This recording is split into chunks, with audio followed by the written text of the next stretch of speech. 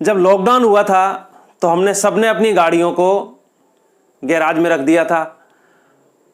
अब जब कई दिनों बाद जब लॉकडाउन ख़त्म हुआ यानी अनलॉक शुरू हुआ तो मैंने भी सोचा मैं अपनी गाड़ी को बाहर निकालूं। लेकिन जैसे ही मैंने अपनी गाड़ी को बाहर निकालने के लिए गाड़ी को देखा तो देखा कि गाड़ी पंक्चर है। जबकि मुझे अच्छी तरह ध्यान है कि मैंने जब गाड़ी को रखा था अंदर उस समय वो पंक्चर नहीं थी, बिल्कुल सही सलामत थी। लेकिन ये क्या हुआ, गाड़ी पंक्चर कैसे हो गई? भैया जैसे तैसे धक्का देकर गाड़ी को पंक्चर वाले के वहां ले गए।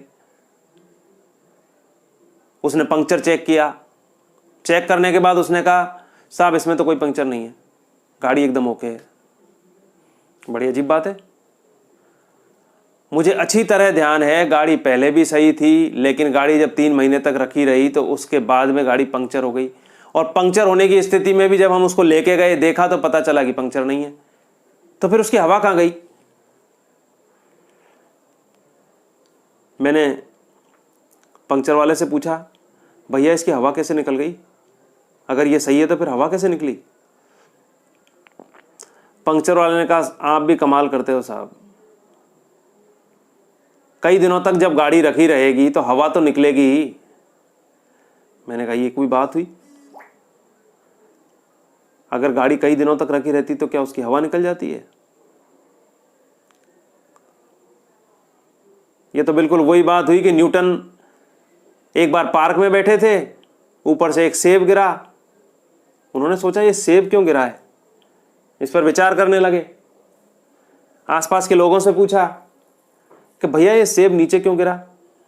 लोग उन पर हंसने लगे। कमाल करते हो भैया, सेब नीचे नहीं गिरेगा तो क्या हवा में उड़ेगा? लोगों की नजरों में केवल इतना था कि सेब नीचे ही गिरता है, लेकिन उन्होंने कभी ये नहीं सोचा कि ये ऐसा क्यों होता है। बिल्कुल वही स्थिति मेरी थी। कई लोगों ने मुझसे कहा कि अगर लंबे समय तक गाड़ी रखी रहती है तो उसकी हवा कम हो जाती है। जो टायर अच्छी तरह भरा हुआ था, जिसमें अच्छा प्रेशर था, वो धीरे धीरे कम हो जाता है। लेकिन क्यों हो जाता है इसका कोई जवाब नहीं था। फिर मैंने एक उदाहरण देखा कि यदि हम भरे हुए गुब्बारे को कुछ समय तक रख देते हैं तो धीरे धीरे भरे हुए गुब्बारे में से भी हवा कम हो जाती है। उसकी हवा भी ऐसा लगता है जैसे निकल गई है, जबकि वो गुब्बारा कहीं से पंक्चर नहीं है, कहीं से फटा हुआ नहीं है। तो ऐसा क्या होता है कि भरे हुए टायर में से भी लंबे समय तक यदि हम उसे रखते हैं तो धीरे धीरे उसमें हवा कम पड़ जाती है? क्या आपने कभी इस पर विचार किया है? हो सकता है आप लोगों ने किया हो सकता है आप लोगों को इस प्रश्न का उत्तर भी पता हो। तो जिन्हें पता है वो मस्त रहिए, और जिन्हें पता नहीं है वो हमारे साथ रहिए। तो चलिए इसको हम लॉजिकल समझने का प्रयास करते हैं कि ऐसा क्या होता है कि जिस टायर को हमने अच्छी तरह हवा भरकर रखा था, वो जब 2-3 महीने तक लगातार रखा रहता है, उसका उपयोग नहीं करते हैं, तो धीरे धीरे उसमें से हवा कहाँ चली जाती है, हवा कम क्यों पड़ जाती है? आज हम इसी विषय के लॉजिक को समझने का प्रयास करेंगे। तो चलिए समझने की कोशिश करते हैं। इसको समझने के लिए मैं एक उदाहरण बताता हूं। जैसे ये मान लें हम कि ये एक बोतल है और इस बोतल में हमने छोटी छोटी रबड़ की गोलियां एक साथ भर रखी हैं। तो इस बोतल में हमने भर दी छोटी छोटी गोलियां।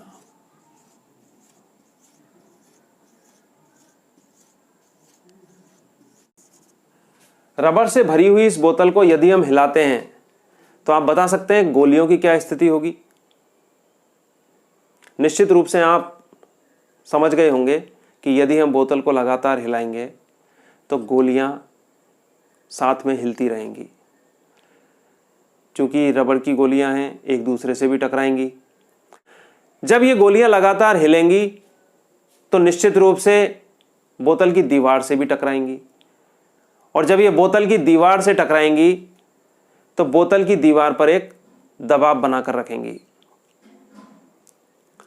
अब हम कुछ समय हिलाने के बाद में इस बोतल को रख देते हैं। हमने बोतल को अच्छी तरह हिला लिया, हिलाने के बाद हमने बोतल को अब रख दिया। अब बताइए क्या होगा?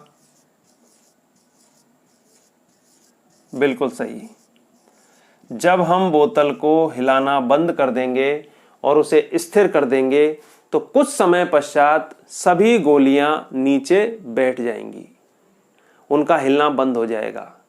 और जब उनका हिलना बंद हो जाएगा तो उनसे जो बोतल की दीवारों पर, आंतरिक दीवारों पर जो दबाव पड़ रहा था वो भी कम हो जाएगा। या हम ये कह सकते हैं कि अब गोलियां बोतल की दीवार पर दबाव देना बंद कर देंगी। अब आप उस कंसेप्ट तक पहुंचते जा रहे हैं, बात समझ में आती जा रही है। अब देखिए, इसी को, जो बोतल है, इसे हम मान लेते हैं टायर। यह है एक टायर। इस टायर में वायु के अणु भरे हुए हैं, वायु के कण, गैसों के कण, क्योंकि वायु एक मिश्रण है तो वायु के कण इस टायर में भरे हुए हैं। जब हम टायर का लगातार उपयोग करते हैं, उपयोग करते रहने पर जो अंदर वायु के अणु हैं वो लगातार गतिशील रहते हैं। उनके लगातार गतिशील रहने के कारण और परस्पर टकराने के कारण उनमें ऊर्जा बनी रहती है, और उसी ऊर्जा के कारण वायु के कण टायर पर या ट्यूब पर की आंतरिक दीवार पर दबाव बनाए रखते हैं। इसी कारण हमको ट्यूब फूली हुई दिखाई देती है और फूली रहती है।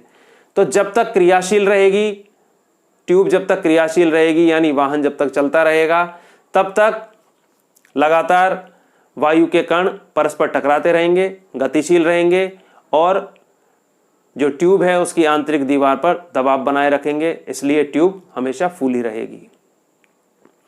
अब हमने कुछ समय के लिए ट्यूब को स्थिर कर दिया, उसकी गतिशीलता रुक गई, 2-3 महीने तक लगातार उसमें कोई परिवर्तन नहीं हो रहा है। तो ऐसी स्थिति में वायु के कण धीरे धीरे अपनी ऊर्जा का त्याग करेंगे और परस्पर टकराना बंद कर देंगे। जब परस्पर टकराना बंद हो जाएगा तो जितने भी अणु हैं वो धीरे धीरे निकट आते जाएंगे, और जो ट्यूब है उसकी आंतरिक दीवारों पर दबाव घटता जाएगा।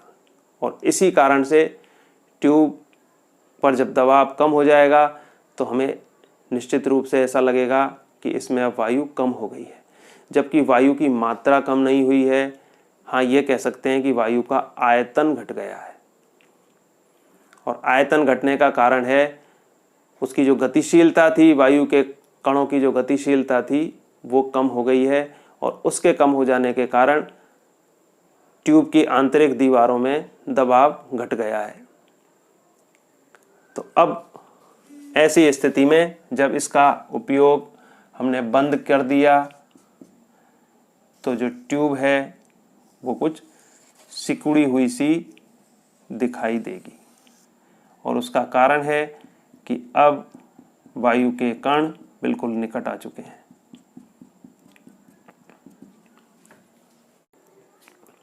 तो अब आप लोगों के बात समझ में आ गई होगी कि जब हम अच्छी तरह भरी हुई, वायु से भरी हुई ट्यूब को कुछ समय के लिए रख देते हैं, टायर को कुछ समय के लिए रख देते हैं, तो वायु के जो गतिशील कण हैं उनकी गति कम हो जाती है और धीरे धीरे वो